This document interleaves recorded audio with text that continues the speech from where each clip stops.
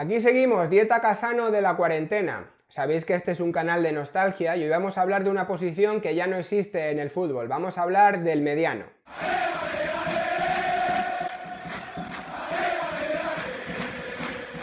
Antes de nada, ya sabéis, le dais al botón de suscribiros y le dais a la campanita porque si no pueden pasar cosas malas. Pueden pasar cosas malas como la carrera de José Mari en Italia. Bueno, hoy quiero hablar de medianos. ¿Qué es el mediano? En Italia el mediano es el centrocampista defensivo, pero no el centrocampista defensivo moderno como lo conocemos ahora, gente que es capaz de defender y de atacar, lo que allí en Italia llaman el jolly, un poco el joker, el jugador que digamos es polivalente, sino el centrocampista defensivo puro y duro. Hay una gran tradición de este tipo de futbolistas en Italia, futbolistas que ya no se dan. Quizá los últimos exponentes de esta posición hayan sido quizá Gennaro Gattuso, aunque era un jugador sobre todo destacado por su rapidez, pero realmente no era muy dotado en el apartado técnico, no tenía digamos los pies de seda de Gattuso y era un mediano clásico.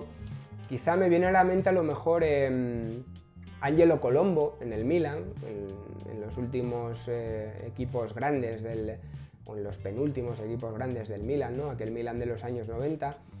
Quizá Esteban Cambiaso, aunque yo creo que es un futbolista más técnico, pero realmente en el Inter cumplió esa función de mediano.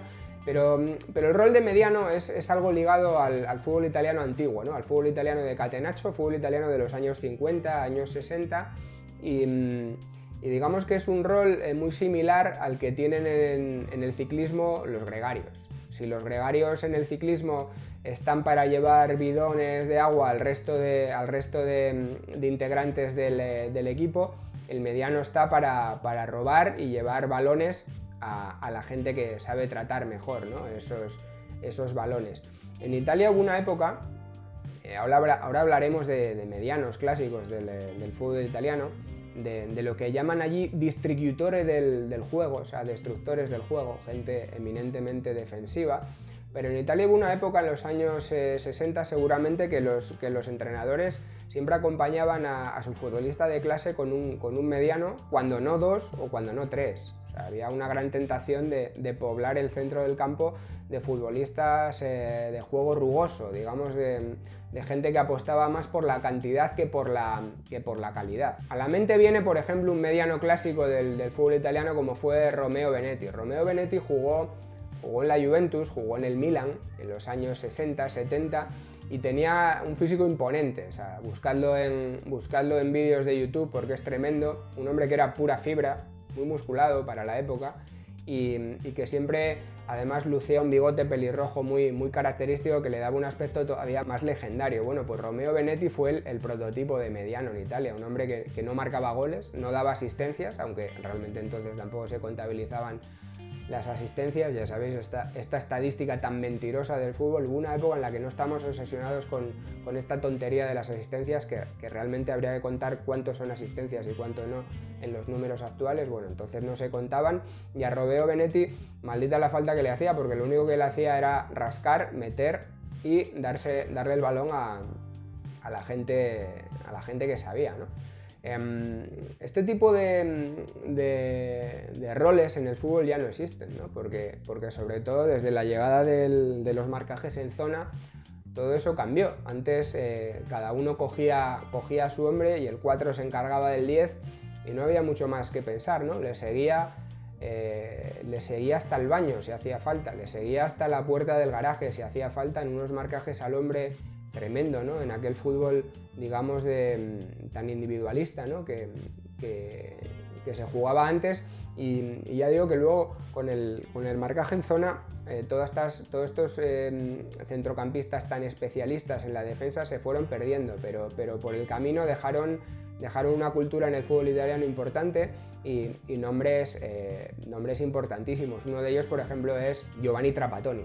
Giovanni Trapattoni, el Trap, que ha pasado realmente a la historia por todo su trabajo en los banquillos, ¿no? Por ser uno de los mejores italianos en un banquillo, de los mejores entrenadores de todas las épocas. Giovanni Trapattoni fue básicamente un mediano en el Milan de aquellos años 60. De hecho, fue muy recordado un marcaje suyo que le hizo a Eusebio en la final de la Copa Europa del 63, creo que hablo de memoria, creo que fue la del 63, y que secó prácticamente a Eusebio. Y además, en este tipo de fútbol, la leyenda de este tipo de jugador, de los medianos, crecía en las crónicas periodísticas. Por ejemplo, de Giovanni Trapattoni se llegó a decir que secó a Pelé en un amistoso Italia-Brasil de la época, y realmente la realidad es que Pelé aquel partido lo jugó lesionado, ¿no? O sea que Trapattoni no le secó, pero había un aura, ¿no?, alrededor de este tipo de futbolistas capaces de desquiciar al mejor jugador del equipo rival, que todavía permanece impregnada en la cultura del fútbol italiano. Y ha habido grandes medianos en Italia, en equipos pequeños, por supuesto, porque al final equipos de bajo presupuesto tienen que tirar siempre de este tipo de fútbol, pero sobre todo recordamos los de los equipos grandes. Yo alguna vez os la he puesto por Twitter, ¿no?, una canción de un grupo indie italiano que se llama Ligabue, una canción que se llama Una vita de mediano, que viene a comparar la vida de los trabajadores del fútbol con la del autor de la canción, diciendo que él en la vida no aspira mucho, ¿no? Aspira a trabajar, a echarle pulmones y a darle el balón al que está al lado, al que sabe, ¿no? Una vida un poco melancólica, y esa canción está basada en uno de los grandes medianos italianos de todas las épocas, que es Lele Orali, el gran mediano, el gran centrocampista defensivo del Inter en los años 70. Era un futbolista dotado técnicamente, no era un tuercebotas, pero digamos que su trabajo básicamente era dar aire al centro del campo en el Inter. Además, recogía la herencia de otros grandes medianos que siempre ha tenido el Inter ya desde la época de Lenio Herrera, ¿no? Siempre, pues, si jugaba en Mario Corso, para darle belleza a la jugada, siempre tenía que tener por detrás gente buena recuperando balones. En el Inter, un mediano clásico, en esta época tan recordada del gran Inter de Lenio Herrera, era Giovanni Bedin. Giovanni Bedin, pues bueno, un centrocampista defensivo al uso, que estaba para rascar y meterle a cero al asunto.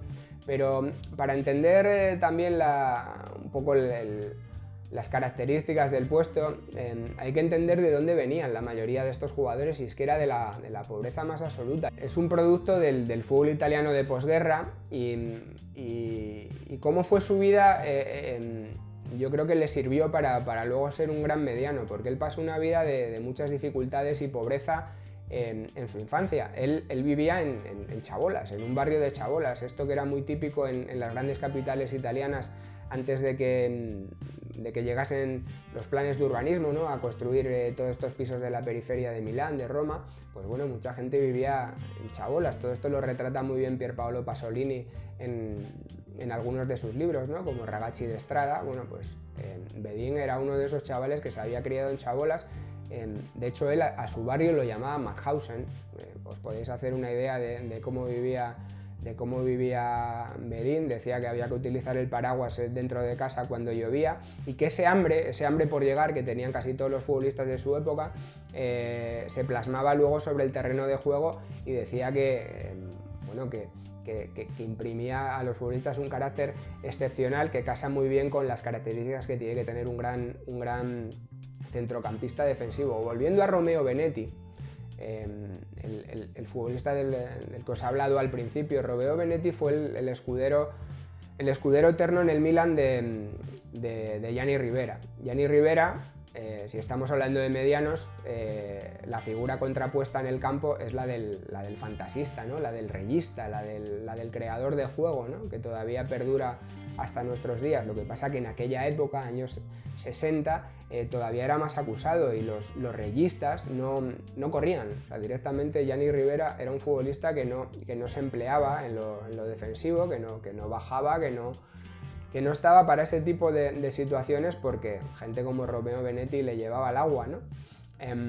Esto era muy criticado, sobre todo por gente como, lo he comentado en algunas ocasiones, como el periodista Brera, ¿no?, que a Gianni Rivera le llamaba batino, le llamaba seminarista por esa poca capacidad que tenía para el esfuerzo, para desenvolverse, pero lo cierto es que no le hacía falta, porque tenía gente como Romeo Benetti, también como el propio Trapattoni detrás, que le sacaban las castañas del fuego. Entonces, bueno, además era gente que siempre se demostraba o siempre declaraban que estaban orgullosas de correr para el 10. O sea, eran plenamente conscientes de su trabajo y no desde jóvenes, porque es cierto que la figura del mediano, digamos que uno no nace mediano, sino que lo va adquiriendo. Suele ser siempre gente ya veterana, entrada en los 25 o 26 años, cuando ven que realmente su modo para sobrevivir en el fútbol va a ser este, ¿no? Rascar y echarle sudor al asunto. Pero siempre son figuras muy apreciadas. Al final, con 11 Pelés no vas a ganar la liga, pero con 11 medianos puedes aspirar a ser competitivo. Hoy en día ya digo que es un rol prácticamente en desuso, porque a los futbolistas modernos se les exige otro tipo de cualidades. Ya digo que los últimos quizá hayan sido los que comento, ¿no? Seguramente Gennaro Gattuso es el ejemplo que más me viene a la cabeza, porque incluso futbolistas de gran calidad, centrocampistas de gran calidad en los años 90 y posteriores, como Roberto Baggio, digamos que eran un poquitín más disciplinados que los antiguos en defensa, ¿no? que Gianni Rivera, por ejemplo, o que Corso en defensa. Entonces es una profesión que está en desuso, la de mediano, la de centrocampista defensivo puro y duro. Hablaremos también en otros vídeos de otros puestos que se han ido perdiendo en el fútbol, como por supuesto los extremos, ¿no? O como el mediapunta. Yo creo que ya no hay mediapuntas puros. Evidentemente, ahora muchas veces hemos cambiado la figura del mediapunta por la del llegador, que a mí es algo que me molesta, francamente, porque para llegar hay que meter goles, hay que ser un Frank Lampard, no vale solo llegar al borde del área y por eso considerarte, o que la prensa te considere un llegador. Pero es cierto que sí, se ha ido perdiendo esa figura del mediapunta puro, ¿no? del futbolista de clase, incluso la del segundo delantero, esa persona que a lo mejor no hace tantos goles, pero sí es capaz de servírselos en bandeja a los demás, un poco como hacía cada domingo el gran Antonio Cassano. Bueno, si tenéis alguna propuesta de mediano, algún jugador eminentemente defensivo que a vosotros os encantaba y queréis comentarlo, lo podéis dejar en los comentarios del vídeo y también en nuestras redes sociales. Y ya digo, seguiremos haciendo vídeos aquí durante la cuarentena. En uno seguramente repasaremos la figura del trecuartista en Italia, esta cosa que nos apasiona, y tengo pendiente también hacer un vídeo sobre los mejores yugoslavos del fútbol italiano. Aquí lo dejo, este es un cebo que dejo, y otro vídeo sobre las camisetas italianas que tengo ahí en el armario, las camisetas italianas de mi colección, por qué las tengo y qué futbolistas admiraba de cada equipo al que pertenecen esas camisetas. Mientras tanto, ya sabéis, suscribiros, le dais a la campanita y solo me queda despedirme con un forza, salute a tutti, bacioni, arrivederci, un forte in bocca al lupo e a presto, piglio.